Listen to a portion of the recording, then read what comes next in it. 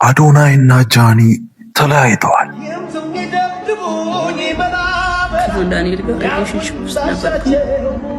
የአዶናይ ምላሽ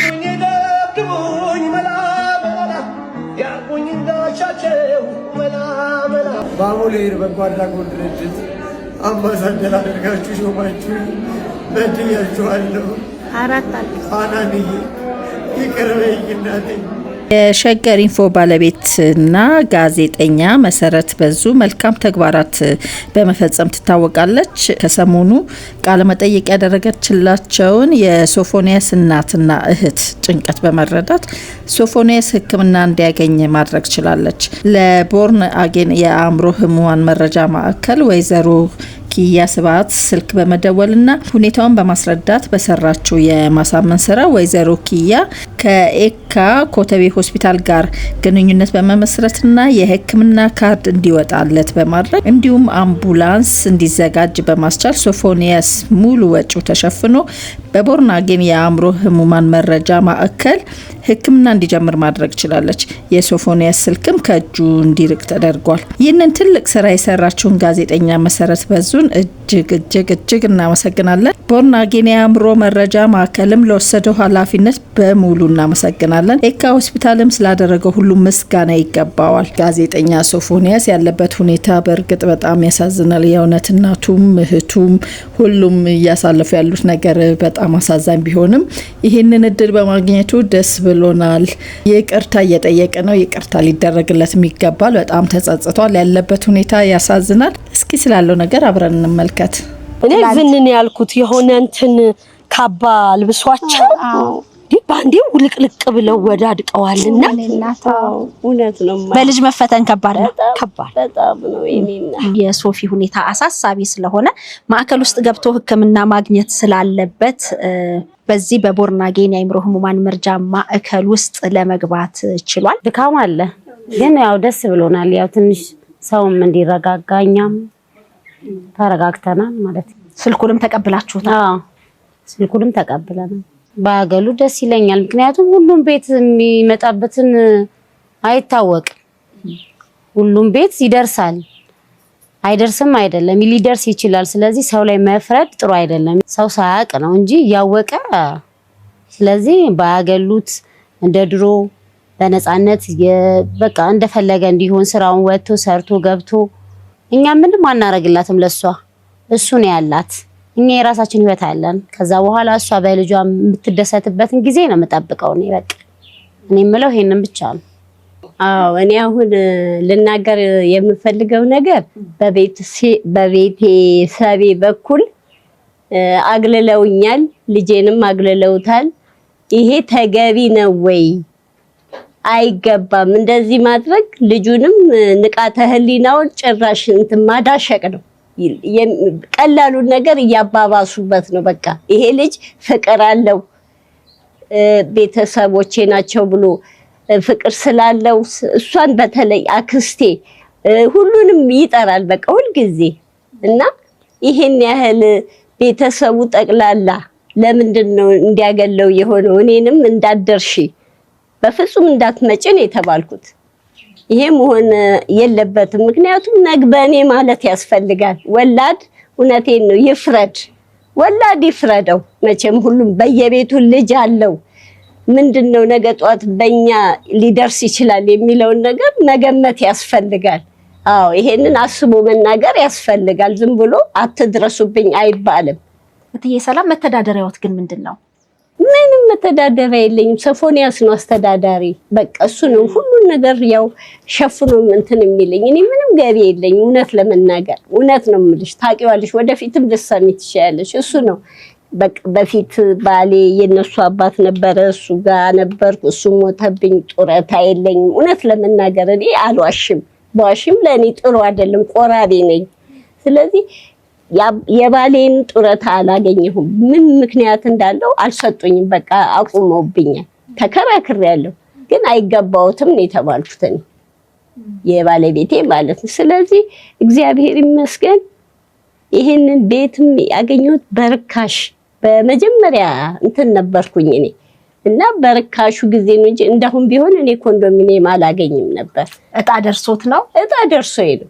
እና ርካሽ ነበር ምልሽ የቅድሚያ ክፍያው ርካሽ ናት። ያችን ከፍዬ በቃ በሱ ነው ያገኘሁት። እኔ ባሙሌ በጎ አድራጎት ድርጅት አምባሳደር አድርጋችሁ ሾማችሁ በድያችኋለሁ። አናንዬ ይቅር በይኝ እናቴ። ፈቲ አዋይ ሮማን ኡስታዝ አቡበከር አህመድ በርሹዜ ኡስታዝ ኑሩ ቱርኪ ሀቀታችሁ ያስደፍጫችኋለሁ። ይቅር በሉ ይቅር በሉ። አይዞህ በል። አዶናይና ጃኒ ተለያይተዋል። አዶናይና ጃኒ ለምን ተለያዩ? በቲክቶክ መድረክ ላይ በሰፊው የሚታወቁትና በርካታ ሚሊዮን ተከታዮችን ማፍራት የቻሉት አዶናይና ጃኒ በመካከላቸው የነበረው የፍቅር ግንኙነት ማብቃቱን በይፋ አስታውቀዋል። ብዙዎች አካውንቱ ሀክ ተደርጎ ነው ብለው የገመቱ ቢሆንም ነገርየው ግን እውነት የሆነ ይመስላል። አዶናይ እንግዲህ በስቶሪው ስለ ጃኒ ያጋራው መልእክት ብዙዎችን አስደንግጧል። እንግዲህ ከጃኒ ጋር በጆን ዳንኤል ጉዳይ ከዚህ በፊት መለያየታቸው ይታወሳል። ያ ልዩነት ከተፈታም በኋላ እንግዲህ ብዙዎች ደስተኛ ነበሩ። አሁን ግን የመጨረሻቸው የሆነ ይመስላል። በዚህ ጉዳይ ላይ ምንም ነገር ባለማለት እንድትተባበሩኝ ሲል አድናቂዎቹን ጠይቋል። ለማንኛውም አዶናይና ጃኒ ተመልሰው ፍቅራቸውን የሚቀጥሉበት ሁኔታ እንደሚኖር ተስፋ እናደርጋለን። አዶናይና ጃኒ በይፋ መለያየታቸውን አዶናይ አስታወቀ። እጅግ የበርካቶች የፍቅር መገለጫና ምሳሌ የነበሩት አዶናይና ጃኒ መለያየታቸው ይፋ አድርገዋል። አዶናይ በጣም ስለማከብራችሁና አሁን ያለውበትን ሁኔታ እንድታውቁ ስለምፈልግ ከዚህ ቀጥሎ ያለውን መልእክት አንብቡልኝ። ከጃኒ ጋር ያለን የፍቅር ግንኙነት አብቅቷል። ይገባኛል በምን ምክንያት እዚህ ደረጃ እንደደረስን ማወቅ እንደምትፈልጉ። ምንም ያህል በወዳችሁም ግን አንዳንድ ነገሮችን ለራሴ ማስቀረትን መርጫለሁ። ህይወት ነውና ያጋጥማል። አከብራችኋለሁ። ሁለታችንም የራሳችን መንገድ መርጠናል። ስለዚህ ያለንበትን ሁኔታ ተገንዝባችሁ ወደ ጭፍን ወቀሳ ባትገቡ ለሁለታችንም ሰላም ይጠቅማል። አመሰግናለሁ በማለት በቲክቶክ ስቶሪው ላይ ይህንን መልእክት አስቀምጧል። ተወዳጁ ቲክቶከር አዶናይ ከፍቅር አጋሩ ጋር መለያየቱን በይፋ አስታወቀ። አዶናይና የጃኒ ፍቅር አከተመ። አዶናይና ጃኒ መለያየታቸውን ይፋ አደረጉ። ቀለበት ሊያስር ነው። አልተለያዩ አስባችሁታል? ወሬ ጭምጭምታ ስንሰማኛ ጉርሻ ታዲያ ጉርሻ የፖስተው እኮ ሂስቶሪ ስላደረገ ሂስቶሪውን አይቶ ነው የተናገረው። ማሪ ጉርሻ ፖስቶታል ትላለች። ታዲያ ጉርሻ ቢፖስት እኮ አዶናይ ያለውን አይቶ ነው። እኔ ደግሞ አዶናይ ያለውን አላምንም፣ ጃኒ ያለችውን አላምንም። የማምነው ኢንሳይደሮቼን ነው። ኢንሳይደሮቼ ደግሞ አልተለያዩም ብለውኛል። አልተለያዩ ከእንደገና ደግሞ ወደ ራሳችሁ ወደ ጭንቅላታችሁ ተመልሳችሁ ስታስተውሉ ደግሞ አዶናይ 3 ነው ስቶሪ ያደረገው፣ ጃኒ 1 ነው ያደረገችው። ጋይስ ተለያይተናል ለማለት 3 ጽሑፍ መጻፍ አያስፈልግም። አንዴ ተለያይተናል በቃ። ለነበረን እንግዲህ አሪፍ ጊዜ ነበረን። ጃኒ አከብርሻለሁ ባይ በቃ። የምን ሮሮ የሉሉ መጻፍ ነው። አዶናይ ተባነነ። አዶናይ አትችልም አንተ አትችልም። እቺ ጃኒ እሷ ትችላለች። እሷ ምሽቱና እሷ ትችላለች። እሷ መጻፍ ፖስት ማድረግ ትችላለች። አንተ አትችልም ተባን ነው ባለ። እኔ ገና አንተም ፖስት 3 መሆኑ ሳይ ነው የባልነው። በነገራችን ላይ 3 ፖስት እንዳረክሰኝ ሸክም ነው ገብቶኛል። ከዛም ደግሞ ሰማሁ። ይሄ ነው እንግዲህ ለኦዲየንሶቻችሁና ለነዚህ ላልቃሻ ተከታዮቻችሁ ይሄ ያሉ ለሚወዳችሁ ደጋፊዎቻችሁ፣ እነዚህ ምስኪን ደጋፊዎቻችሁ ሪስፔክት ይኖራችሁ። የሰው ሀገር ሰው ቤት የሚሰሩ ስንት ነገር ህይወታቸው በእናንተ ህይወት የተጨነቀ ዛሬ ጃዬ ፒንክ ለበሰች፣ ፍሪዝ ጸጉር አደረገች፣ ጸጉሯን ተተኮሰች ብለው በትጉጉት በተስፋ ብለው የሚጠብቋቸው ኦዲየንሶቻችሁን አክብሩ። ጃኒ ገብሩ የኔ ጠንካራ የኔ ፍቅር እንዴት ነሽ? ደህና ነሽ ወይ? የተፈጠረውን ነገር ሰምቻለሁ እና ይሄንን ችግር ይሄንን ምክንያት በማድረግ በጣም ብዙ ሰዎች ብዙ ነገር ሊሉሽ ስለሚችሉ ፕሊዝ ቢ ፔሸንት ኤንድ ፓስ ኢት ስትሮንግ ሆነሽ እሺ። ይሄንን ነው ለማለት የምፈልገው። የአዶናይን ስቶሪ አይቻለሁኝ። ምን እንደተፈጠረ ባላቅም በመካከላችሁ ያ የእናንተ ቢዝነስ ነው ያንቺና የሱ። ለማንም ፐብሊክ እንትን መተሽ ኤክስፕሌን ማድረግ ራስሽን ያለብሽ አይመስለኝም። ጠንካራ ሆነሽ እለፊው፣ ሁሌም እንደሚያጋጥመው ማለት ነው። ይሄ ደግሞ የማቹር ሰዎች እንትን ነው። ለወደፊት ግን ምን ማድረግ እንዳለብሽ የተማርሽ ይመስለኛል። ፈተናዎች የሚያጋጥሙት ለበጎ ነው አይደል እንዴ? እኛ ደግሞ እንወድሻለን፣ አብረንሽ ነን። ሁሌም እስከ መጨረሻው ጃኒ ጃኒ ጃኒ ጎ ጃኒ ጎ ጃኒ። እናንተን አሁን ሰርፕራይዝ ብለው ማታ የቀለበት ፕሮግራማችሁን ሊያሳያችሁ ይችላል። አልተለያዩ። የት አባታችሁ ካደምኳችሁ? አልተለያዩ፣ በፍጹም አልተለያዩ። ቀለበት ሊያረጉ ነው። ቀለበት ሊያረግላት ነው። ታባታችሁ የት አባታችሁ ሳትፖስቱት በኔሊያ አየር ላይ አፈፋረኳት።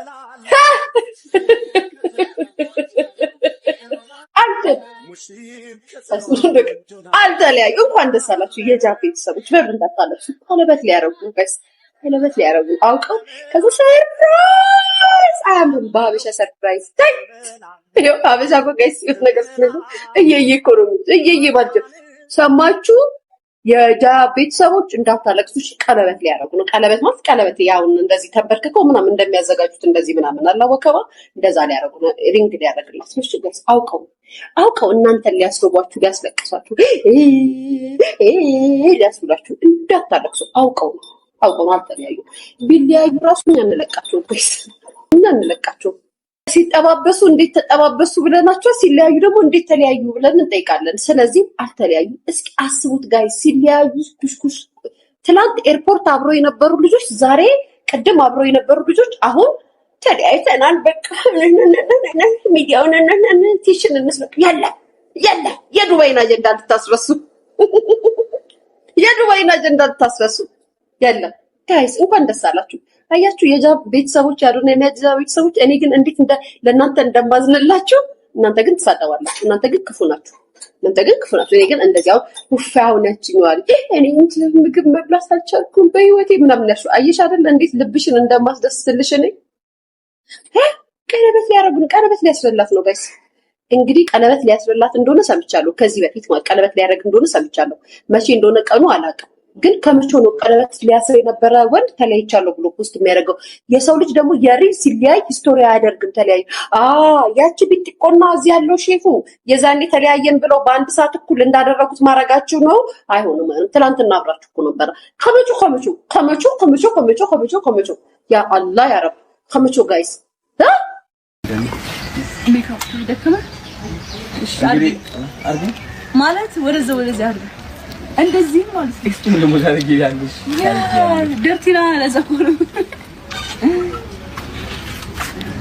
ይፋኛ እንደበጥት በኢየሱስ ስም አንተ አሁን ይሄ ቢገለጥ አንተ ተርፍ እንዴ አሁን እንዴ ተገለጠለ ምን ቋቋቋለ እሺ እንትን ላድርግ እንደዚህ ላድርግ። አይ ቅርጭ ነው በቃ ፈታ ነው እንደዚህ አረ እንዳንወርቅ በእናትሽ። የምርን ከፍ መጣ ትብጉራል ተኝ ቡግሽ የምታይዋለሽ ሌላ ፍርጣ እሺ ተመቸ ተረት ላውራለህ። ተረት ለምበር አንድ ሴትዮ ነበረች። ከዛ ሲሄዱ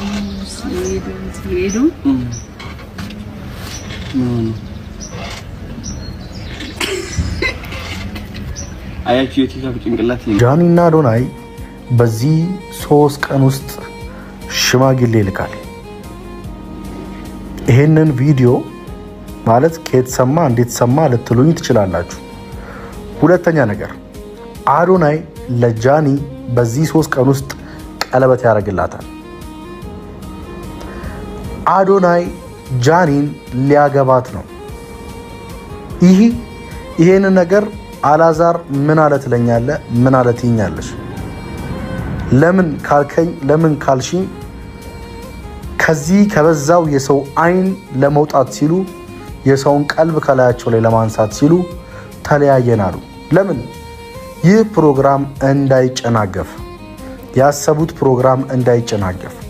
ነገ ተነጎዲያ የነሱን ፎቶ ታያላችሁ፣ የነሱን ቪዲዮ ታያላችሁ።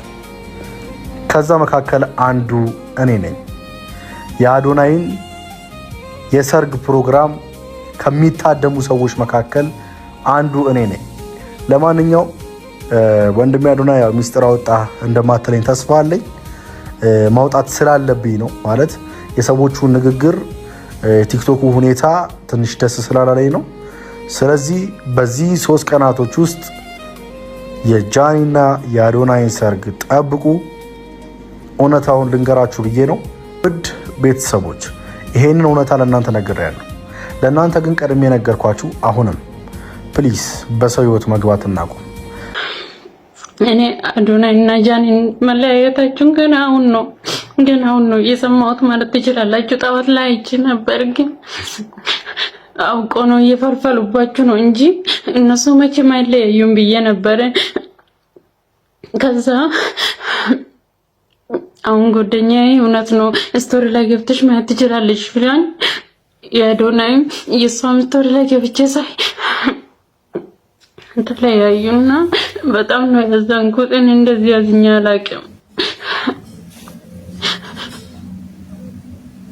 ግን ምን ሆኖ ነው እኔ ሰው አውቆ የሚፈልፍልባችሁ መስሎኝ። በነገራችን ላይ አንዷ እንደዚህ ስትል ጠይቃኝ ነበረ። ሪል ነው ውሸት ነው የሚሉ ሰዎች አሉ። አዶናይ እንግዲህ ሂስቶሪ ላይ ይሄንን አስቀምጧል። እንደምታዩት ስክሪን ሪከርድ አድርጌ ትክክለኛ የሱ አካውንት መሆኑን ላሳያችሁ ፈልጌ ነው ስክሪን ሪከርድ ያደረኩት። በአዶናይ ብቻ አለም ባይዘ ጃኒ በሰላም ተለያይተናል። አንዳንድ ሰዎች ያው መጨረሻችን አይደሉም ብላ እንደዚህ ስቶሪ ላይ ፖስት አድርጋለች ማለት ነው። ግን ይሄ ነገር የተፈጠረው ባይዘው ዴይላን ራሱ እዚህ ሀገር እየነበረ ጃኒና አዶናይ እኔ በእርግጠኝነት እኔ አላወራም እርግጠኛ ሳልሆን ብዬ ነው እንጂ በጣም የሆነ ነገር እንዳለ በጣም ግልጽ ነበር። ምክንያቱም ሲጀመር ወደ ቶቶት አዶናይ ሲመጣ ጃኒ የታለች ተብሎ እኔ ስክሪን ሪከርድ አላደረኩላችሁም እንጂ በጣም ስትፈልግ ነበር ማለት ነው። ተፈልጋም ማለት የአክቲንጋቸው ደስ አይልም ነበር ስትመጣ ራሱ ማለት ነው። እዚህ ጋር እንደምታዩት ፊቷን ደግሞ ይሄ የጃኒ ፊት አይደለም። እኛ የምናውቀው በጣም ሳቂቷ ጃኒ ፈታ ያለችው ጃኒ እቺ አይደለችም እንደምናያት ማለት ነውና ሲጀምር ጀምሮ እዚህ ጋር ጥሩ እንዳልነበሩ ግልጽ ነው። ያው እኔ አላወራም ብዬ ነው ዝም ብዬ ጨጥ ሳላገኝ አላወራም ብዬ ነውና እዚህ ጋርም ጥሩ አልነበሩም። እንደምታዩት ቫይባቸው ትንሽ እንደጠበቅ ነው አይደለም ግን እያስመሰለ ያ ካሜራ ፊት ስትሆን ታስመስሉ የለ በጣም የታዋቂነት መጥፎ ነገሩ ይሄ ነው። እንግዲህ አክት ማድረግ አለባችሁ ደስተኛ ሳትሆኑ ደስተኛ እንደሆነ ማለት ነው። ኤኒዌይስ ተለያይተዋል። ጃኒና አዶናይ በይፋ ተለያይተዋል። ይሄ ማለት ግን ተለያይተው ይቀራሉ ማለት አይደለም። አንድ ላይ ሊሆኑ ይችላሉ፣ ሊመለሱ ይችላሉ፣ ላይመለሱ ይችላሉ። እውነታው ይሄ ነው። አዶናይና ጃኒ በቀላልማ አንላቀቅም። ትጋባታላችሁ፣ ቃል ኪዳን ታስራላችሁ። ከዛ በኋላ እሁድ ተጋብታችሁ ለምን ሰኞ አትፋቱ? ይሄ ሁሉ ወደ ላይ ወደ ታች ብለን ስለናንተ ቢረቢሮ ፋሚሊና አራት ፋሚሊ ያላደረግነው የሌለ በስንት ተጨፍጭፈን በስንት በዚህና በዚህ ጥፊ ተመተን ስንት ዳገትና ቁልቁሎት ወርደን ትጋባላችሁ። አንለቃችሁ። ይሄ ዝም ብለህ ስቶሪ ላይ አርገህ ተለያይተናል ምና ላ ይሄ ጉዳዩ የኛ ነው። የአራት ፋሚሊና ቢራቢሮ ፋሚሊ ነው። ትጋባታላችሁ እንዴ? ተጨማሪ መረጃ ወጥቷል። የካፕሎቹ መለያየት ከተገለጸ በኋላ ጃኒ ወይም ስመኝ ገብሩ ለወዳጆቿ ባስተላለፈችው መልእክት ከዚህ ቀደም ከአዶናይ ጋር የነበራቸው የፍቅር ግንኙነት አሁን ላይ በሰላምና በክብር በተሞላ ሁኔታ ተነጋግሮ ማለቁን እንዲሁም መለያየታቸውን ገልጸዋል። አያይዛም ይህ መለያየት ለአንዳንዶች ትምህርት ሊሆን እንደሚችል ገልጻለች ነው የተባለው። ከእድሜያችን አትዝገኑ፣ ከህይወታችን አትዝገኑ። በጣም ብዙ ልጆች በአዶናይና በጃኒ መለያየት በጣም ተከፍተዋል፣ በጣም አዝነዋል። እያለቀሱ ሁሉ ያሉ ልጆች አሉ። እግዚአብሔርን ገብቼ አንዳንድ ሪከርድ ሳይ እያለቀሱ ነው ምናምን፣ ስራ መስራት አልቻሉም። አይ ነው እኔ ይገባኛል። የሚወድ ሰው ደስታውን እንጂ እንደዚህ አይነት ነገሩን መስማት አንፈልግም እና ሀሳባቸውን አክብሩላቸው። በቃ የከበደ ነገር ባይሆን እንደዚህ አይነት ውሳኔ ላይ አይደርሱም። ውስጤ አላመነም። እኔም በርግጥ ግን የምትወዱትን ሰው ሀሳብ አክብሩ። ሀዘናችሁን እያሳያችሁ ባታጨናንቋቸው መልካም ነው። ህይወት እንደዚህ ናት። በቃ ትላላችሁ ካልሆነ ግን ማትግባባ አይነት ከሆነ መለያየት ይሻላል። እውነቴን ነው የምላችሁ። የማንንም ሰው ሀሳብ አከብራለሁ። ህይወቱን የሚኖረው ባለቤቱ ነው። እኛ እንዲህ ስላለን ውስጡን የሚያውቀው ባለቤቱ ነው። ስለዚህ ባለቤቱ የወሰነውን ውሳኔ ማክበር ነው። አዶናይና ጃኒ ተጣሉ ተብሎ ፌስቡክ ላይ፣ ዩቲዩብ ላይ፣ ቲክቶክ ላይ ተጥለቅልቋል። እኔ ግን የሚታየኝ ልክ እንደዚህ ነው። እኔ ብቻ ነኝ እንደዚህ የሚታየኝ የሆነ ፕራንክ የሚመስለኝ እንደዚህ ተጋብተው አዶናይ ሰርጋችሁ ልታሳየን መሆን አለበት። የሆነ ሰው ያምነናል ብለው ተለያይተናል ምናምን ለምን ዩፎ መጥቶ ይወስዳችሁ በየቀያችሁ ማለት ነው። ዩፎ መጥቶ ለምን ይወስዳችሁ? አንድ ምስል ልንገራችሁ። በዚህ ሳምንት ውስጥ አሁን በዚህ 3 ቀን ውስጥ ዱባይ ይሄዳሉ። እሺ ዱባይ ይሄዳሉ። ዱባይ ቀለበት ሊያስሩ። እሺ ዱባይ ቀለበት ያስራሉ። ምግብ ምናምን ታዘጋጅላቸው ሳራ ላበሻ ናት። እሺ የምን አባታችሁ ፕራንክ ነው? እኔ አፈርጦ የለ እንዴ? ለኔ ነው ምስጢር የሚነገር። እግዚአብሔር ምን አገባኝ? አንተ ለህዝብ ላይ ሸዋሻ ለመስራት ንቀ አሁን ይሄን ሰሞን እንደዚህ ነው ብለህ እንደዚህ ስትሉ ንቀት ነው፣ ለህዝብ ያላችሁ ንቀት ነው የሚያሳይ እና እኛ ምን አገባኝ? ሰርፕራይዛችሁ ለምን ትልቁ ዳቦ ጠላው ቂጥ ምን ነው የሚለው ሊጦና አይደለም? ለምን ጠላው ውሃ አይሆንም? ከፈለገ ምን አገባኝ? ኬኩ ለምን ሙሽሽ ብሎ አይቀልጥም? እዛ በዱባይ ምድር ላይ ሁለት በጣም የሚዋደዱ ፍቅረኛ ማቾች ከአንድ ዓመት የፍቅር በኋላ አንድ አባት ጋር ሄደው አባ 1 ዓመት ጣፋጭ የሆነ የፍቅር ህይወት አሳልፈናልና ከዚህ በኋላ ልንጋባ ወስነናል። እርሶ ጋር የመጣ ነው እንዲባርኩን ነው አሏቸው። አባም እሺ እባርካለሁ። እንዴት ነው ትዋደዳላችሁ አሏቸው። እነሱም ሲመልሱ አዎ በጣም ነው የምንዋደደው፣ በጣም ነው የምንፋቀረው፣ በጣም ተቻችለን፣ በጣም ተከባብረን ሐሳቤን አክብራ ሐሳቧን አክብሬ እንደው እስከዛሬ ድረስ 1 ዓመት ሙሉ አንድ ቀን በስህተት እንኳን ተጣልተን አናውቅም አሏቸው። አባም አሃ ተጣልታችሁ አታውቁም? በፍጹም አንድም ቀን ተጣልተን አናውቅም። አባ እዚህ ጋር ምን አሉ መሰላችሁ? በሉ ሂዱና አንዴ አይደለም 2 አይደለም 3 ተጣልታችሁ ተታርቃችሁ ተለያይታችሁ በዛ በመለያየታችሁ ውስጥ ያለውን ስሜት ፊል አድርጋችሁ የበደለ ይቅርታ ጠይቆ የተበደለ ይቅር ብሎ ማንም ሰው መሃላችሁ ሳይገባ ታርቃችሁ ስጨርሱ ያኔ ባርካችኋለሁ፣ ትዳራችሁም ይባረካል አሏቸው። የእነዚህ ልጆች የፍቅር ህይወት ራሱ መስመሩን ይዞ እየሄደ ነው። መለያየት መገናኘት ሂደቱ ነው። እኛ ግን የነሱ ወዳጆች ምን መስል እንደዚህ ማነቆ ሆነንባቸው ትክክለኛውን የፍቅር ሂደት እንዳይሄዱ እያደረግናቸው ነው። ሁለት ፍቅረኛ ማቾችን ዋሽቶ ማስታረቅ አይቻልም። ፍቅር ውስጥ ውሸት አያስፈልግም፣ አስታራቂም አያስፈልግም። ፍቅር ከሆነ ራሱ ነው የሚጣላው፣ ራሱ ነው የሚታረቀው።